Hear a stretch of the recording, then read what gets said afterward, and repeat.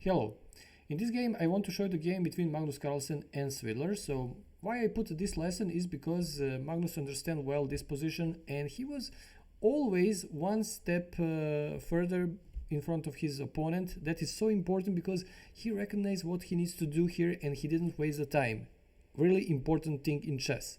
So let's see what white can do here. I mean, he's really limited because black is better in this position. Why black is better? He already put his rooks on the best places here, and he has bishop pair.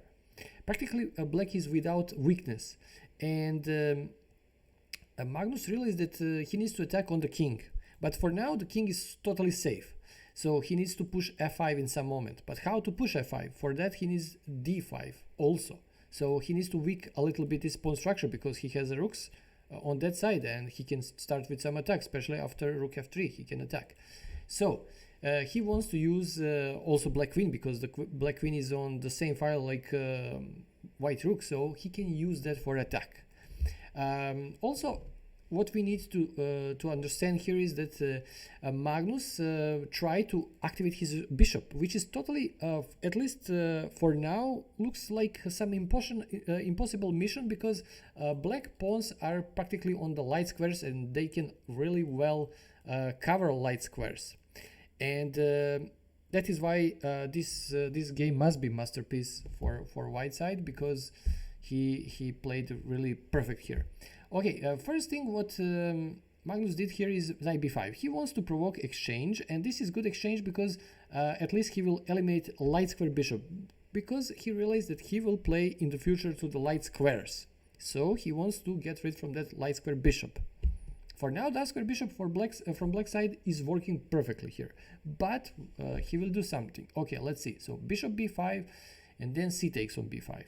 Rook takes on b5. We don't need to analyze this because this is so forcing from both sides after knight b5. And first thing what Magnus did now here is d5. So d5, he wants to weak his pawn. So black is forced to move the pawn from e6. So e5. Okay, now black he's getting started with some problems here because the bishop can't work that well at the moment. And now one important move here for white, and that is f5. So f5, he wants to weak a black pawn structure and then his bishop can work. So for example, if black capture, then we have rook f3, and then the pawn will fall. He can't play f4 because we can capture with the rook f4. And still we can open some space for our bishop and our heavy pieces to attack on the king side. That was idea from beginning when he started with that, with knight b5. That is why black didn't capture on f5. He played rook from c to b8, and I would say that for me, my opinion, the best move here for black is e4. Why? Because he after that he can activate his bishop. So it's not only about pawn. Here is more if we can activate our pieces. I mean, we can use everything what we have here to attack, or I don't know, but we can activate them, and then it's of course easier for us to play the game because we have more pieces what we can use for attack or just to cover the space. So rook from c to b8, and now of course forcing move for white is queen c2. Also this is good move because now the queen is on a light square. Okay, black probably now made mistake and he captured that pawn because he didn't want to wait anymore, and now of course we have rook f3 and the pawn will fall. So f4, that is probably why black captured that pawn, because he wanted to play f4, and of course we can't capture with the pawn because then queen h4, this is so obvious, but we can capture with the rook. This is the point of that. We will sacrifice the pawn, but soon we will return him. Okay, but the pawn on b3 will fall then. And now, as you can see here, we have one pawn less, but there is a problem in black position. That is the bishop. He can't work at the moment, and our bishop, we can use him for attack. And now Magnus made one small mistake. We can say this is blunder what he played here. That is queen f5. On the first look, probably this is totally normal move.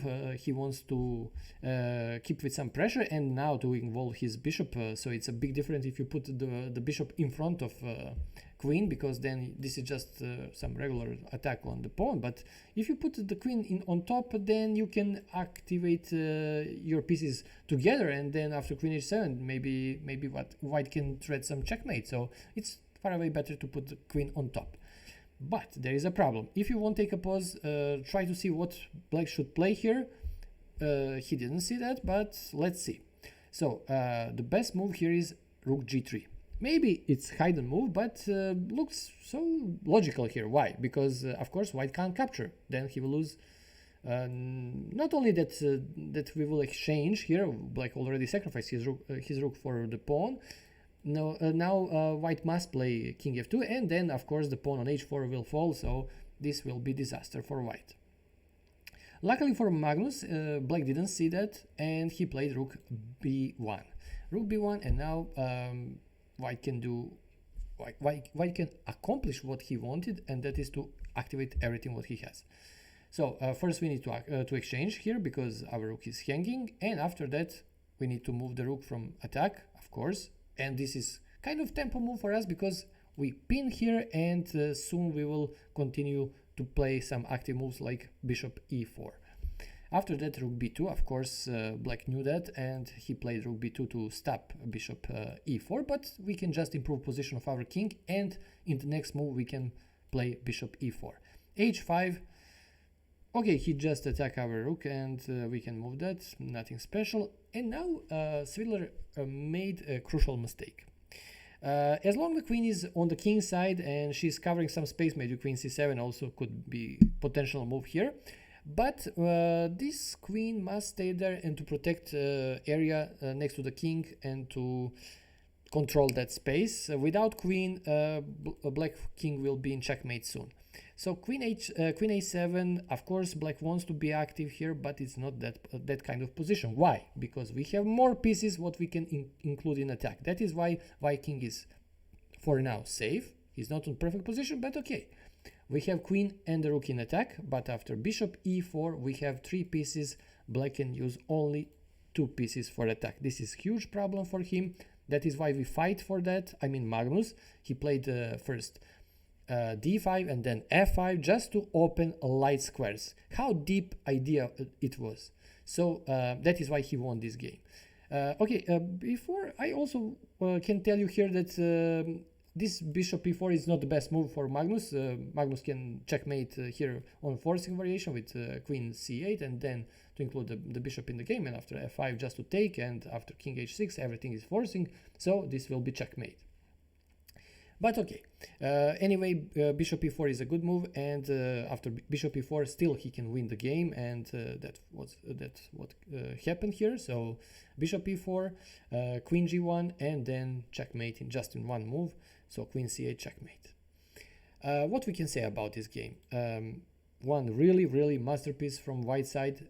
How deep was to include this bishop in the game on the king side.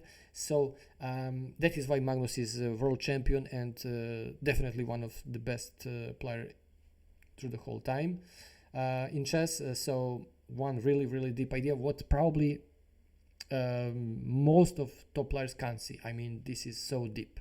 So first he eliminated this bishop, and then he played he opened light squares, and he played through the light squares with his queen and the bishop. He put them to work together, and that was so strong idea. Thank you if you enjoying this game. See you in the next. Bye bye.